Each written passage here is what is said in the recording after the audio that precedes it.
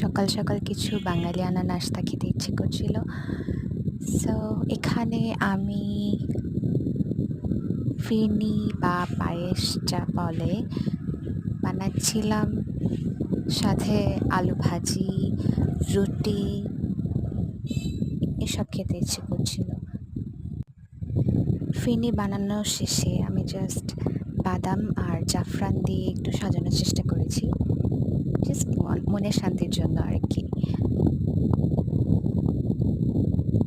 আর এখানে কুচি কুচি করা আলু ভাজি, এরকম আলু ভাজি আমার ভালো লাগে, বাট এরকম আসলে বানাতে পারতাম না। দেখা যায় হয় আলুটা ভেঙে ভেঙে যায় নাড়ার সময়, আর না হলে পাতিলের তলায় লেগে লেগে যায়। বাট একটা ভিডিও দেখে আমি এবার শিখেছি যে এক্স্যাক্টলি কীভাবে বানাতে হয়। আচ্ছা, এটা ছিল আমার হাজব্যান্ডের বন্ধুদের একটা রিইউনিয়ন টাইপ দাওয়াত। এখানে সবাই বাংলাদেশি এসেছিল, সব বাংলাদেশি ভাই ভাবিরা। এটা মেইনলি ছিল রমজান মাসে, তো রোজা রাখার পর এত কিছু আসলে খাওয়া যায় না,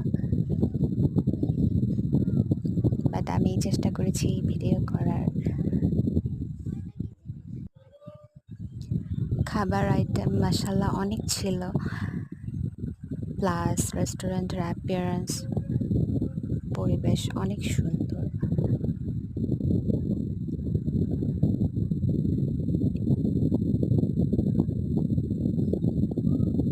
এই রেস্টুরেন্টে আগে যাওয়া হয়নি, এবারেই আমরা প্রথম গিয়েছিলাম।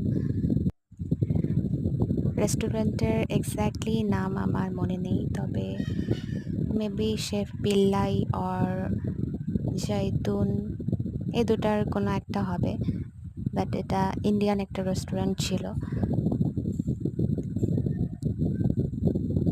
সিঁড়ির পাশেই এখানে যারা সেলিব্রিটিরা এসেছেন, মেবি তাদের সবার ছবি সুন্দর করে সেট করা।